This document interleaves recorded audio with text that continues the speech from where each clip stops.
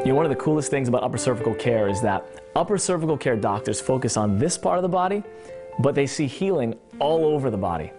And so there are so many amazing stories that we would like to share with you. Here are a few. When we were first married, I couldn't touch Angela's face or run my fingers down her spine.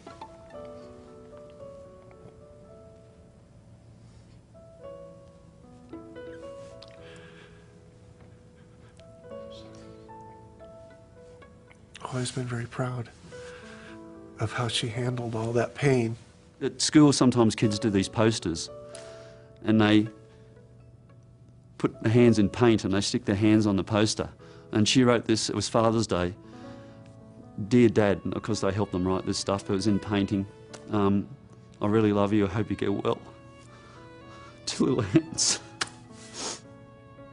She knew I was sick. She didn't know why. And I didn't know why.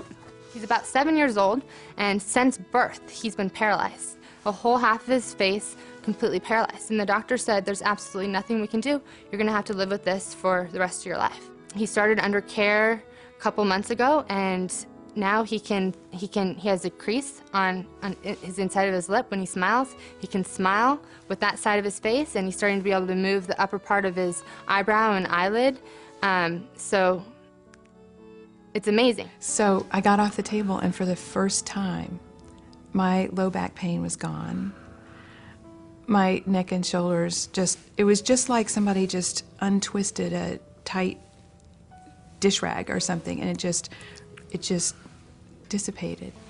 And then Michael said, well, take a couple of steps. So I took a couple of steps, and my legs weren't tingling yet. And because I had, I guess, neuropathy, I think is the name of it, but anyway, the tingling. And I took a few more steps, and it didn't. And so I said, well, why don't you walk out to the mailbox? Because I hadn't been able to go out to the mailbox, which was only about, what, 20 or 30 feet? 20 feet, yeah. So I put on my tennis shoes, and I walked out there, and I kind of just kept going. I walked a mile. So, the next day, I go off to work. I'm in my skirt suit, my heels, carrying my briefcase, the whole thing, walking the 3 city blocks to get into the office. Nobody has a clue. I meet everybody, go through the orientation. No one has a clue that I was like almost immobile for the year before that. She's dragging her left leg, walking with a cane. Okay, so we x-ray her, adjust her on Thursday night. Saturday morning, she came back into the office to be rechecked. No cane, and lifted her leg up. And I looked at her, and I said, what happened? It blew me away, so to speak. And she says, that's not all of it. You had me lay down for 15 minutes. I have people rest after an adjustment. After I got up, I went to the car, and I put my leg in the car without any help or assistance. That was 20 minutes later. She'd been walking with a cane and dragging that leg around for 6 years. You see why I won't retire? And I could hear everything. And the ringing stopped. And my back's feeling much more relaxed. I don't have any pain, and tingling stopping. And I got home and I ate something, and it was hardly in. I still had a bit of pain, but there wasn't excruciating pain. It wasn't driving me over.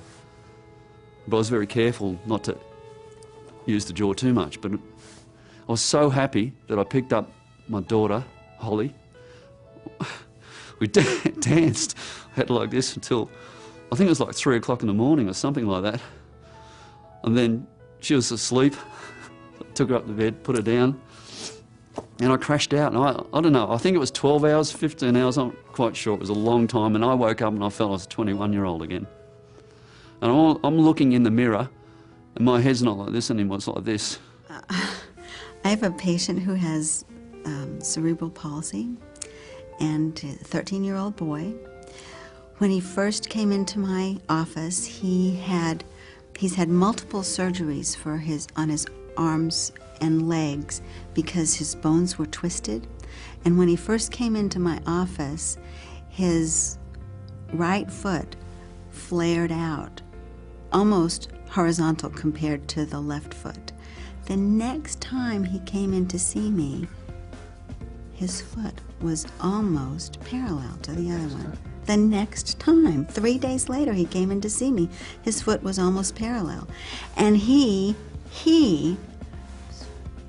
what he cares about, he's running faster. His teachers report that he's doing better in school, and I mean, it's changed his life. She came in 2 weeks ago and had this smile on her face, and I asked her, I said, what's going on? And she looked at me and said, I'm pregnant. I said, you're pregnant? That's amazing, congratulations. I said, how long have you been trying? And she turned and looked at me with a real straight face and said, I've never been on birth control. We just never thought I could get pregnant, that I could conceive. And then she turned to me and said, I know it's been being under this care. I know upper cervical specific care has changed my life, has allowed my body to function the way it's supposed to, and given my body then the ability to function properly so that I could then conceive. There was a 10-year-old boy who, his sister and his mother and father are real good patients. And last Thanksgiving, you know, Thanksgiving is Thanksgiving, you say thanks. The family gets together and Grandma is there and they're all holding hands at the table and they have to say, what are you thankful for? Each person. It came to that 10-year-old and he says, I'm thankful for Dr. Kuhn. And it isn't just me, it's recognizing that he has his health. He could come in with a flu or a cold and get adjusted and the next day be fine. And he sees his other kids in the classroom all sick and whatever. And he was smart enough to say, I thank you for Dr. Kuhn. I really appreciated that.